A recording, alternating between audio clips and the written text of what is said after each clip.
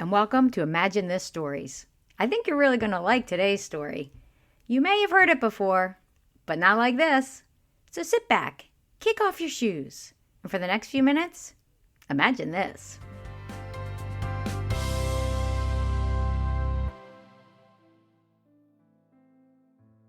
In the beginning. Do you like to make things? Maybe you like to draw or paint. Maybe you like to build things with wood and nails and a hammer. Or maybe you like to cook. No matter what you like to make or how you like to make it, you most likely have to use your hands to do it. Today, we're going to hear a Bible story of how God made things without lifting a finger. Imagine this. It's dark and quiet. Completely quiet. No sound at all. Then, into the silence, God speaks. He says, "Let there be. Let there be light and wind. Let there be stars and oceans and mountains and trees and flowers." He fills the water with fish and sea creatures. The sky is full of birds, and the land is covered with cows and mice and elephants and porcupines and tigers. Oh my! God looked at all of these things that he spoke into existence, and he said, "This is good." But he wasn't done yet. Now, God did use his hands. He gathered up some dust from the ground. He shaped it into a person and breathed into it. The warm air filled the man he had made. The man's heart began to beat. He took a breath in and out. He opened his eyes. He smiled. God smiled. God named him Adam, meaning from the earth, which is exactly how God made him. Adam lived in a garden called the Garden of Eden. It was full of trees, and a river ran through the land. Can you imagine what this must have looked like? I imagine there were flowers of every color. There were big trees with birds' nests and tiny bushes with ladybugs on some of the leaves.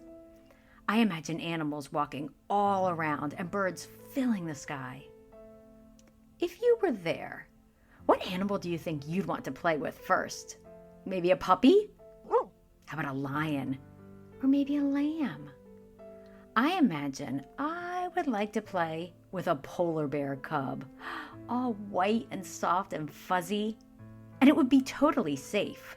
You see, in the beginning, when God made all the different animals, they all ate plants. Adam, too. If he got hungry, he was allowed to eat from any plant or tree in the entire garden. Well, except for one. There was one tree in the middle of the garden that he was not allowed to eat from.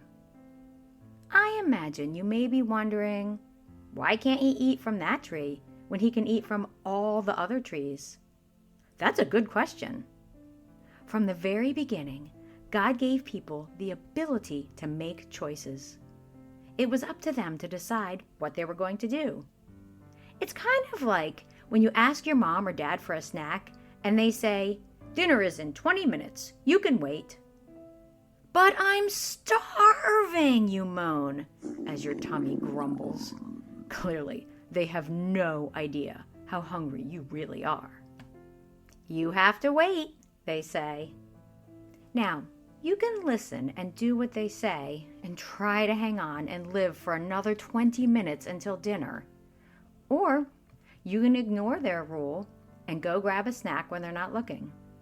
It's your choice. And no matter what you choose, to wait or to sneak a snack, either way, there will be a consequence. One is probably good, and one is probably not so good. If this happened to you, what do you imagine you would choose? I imagine you would decide to obey your parents and wait for 20 minutes until dinner. Good choice. Now, while Adam was in the garden, God brought all the animals to him. Why do you think he did this? Adam got to name them. That's so cool. Imagine seeing all the different animals. The the long-necked giraffe and the fuzzy little squirrel, the hippo and the snail. After Adam was finished, God gave Adam a wife. Do you know what her name is? If you said Eve, you're correct. Eve means life. I'm fairly sure Adam was having a great time with the animals. I know I would have loved it. But animals are not the same as people, and Adam needed a friend, not a pet. So God put Adam into a deep sleep and took one of his rib bones. Feel your sides. Rub your hands up and down. Do you feel those bumps? Those are your ribs. They protect your heart and lungs and other organs inside your chest. So God removed one of Adam's ribs and used it to make Eve. I have no idea how he did it, with his hands or his breath or by saying, "Let there be a woman." But once she was there, she and Adam lived together in the garden. And when God looked at them, when he looked at people, he said, "Very good." One day, Adam and Eve were walking around the garden, and they came up to the tree that God told them not to eat from. There was a serpent or snake hanging out in that tree. He saw Eve and said to her, oh, yeah, he could talk. I have no idea if all the animals in the garden could talk, but I imagine it would be super cool if they could. Anyway, the snake said, "Did God really tell you that you can't eat from any tree in the garden?" Wait, time out. Is that what God told them? No, that sneaky snake was trying to trick them. Eve said to the snake, No. God said we can eat from any tree except for this one. But then she added, He said we can't even touch it. Wait, time out again. Is that what God told them? Nope. God just said not to eat from it. Next, that sneaky snake said, Oh, you can totally eat the fruit from this tree. It will make you smart, and you will know things that only God knows. Eve looked at the fruit. It did look tasty. She reached out.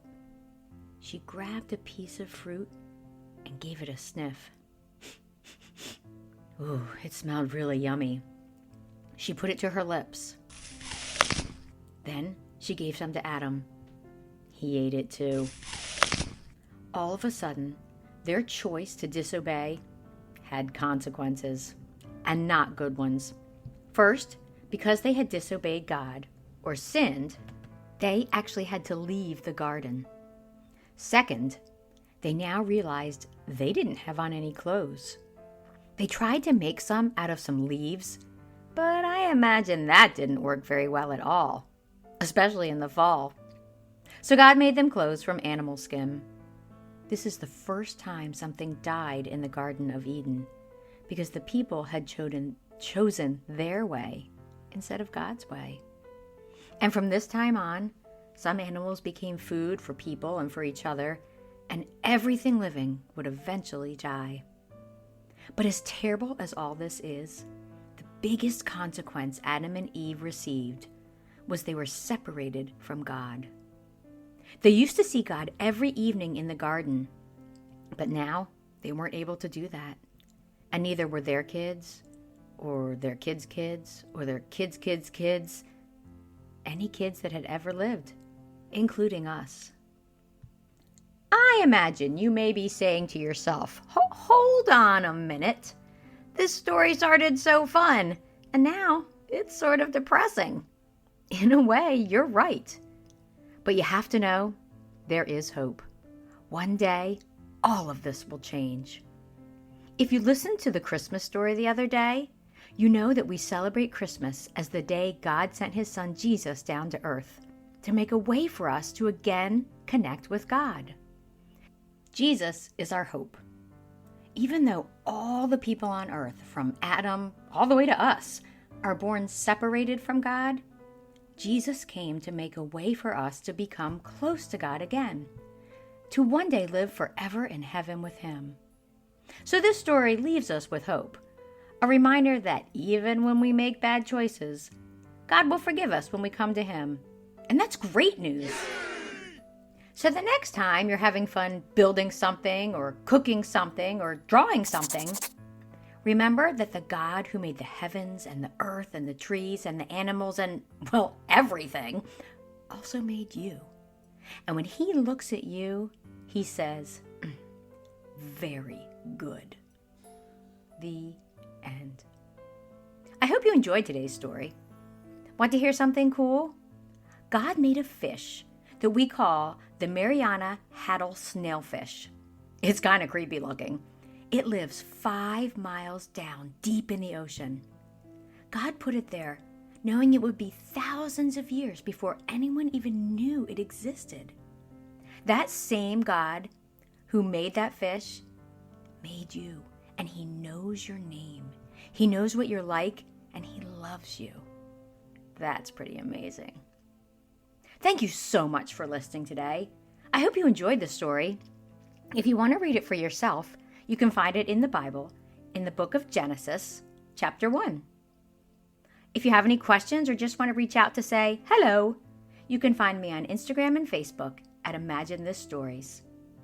Also, please follow me on Spotify and Apple Podcasts. Thanks and have a great day.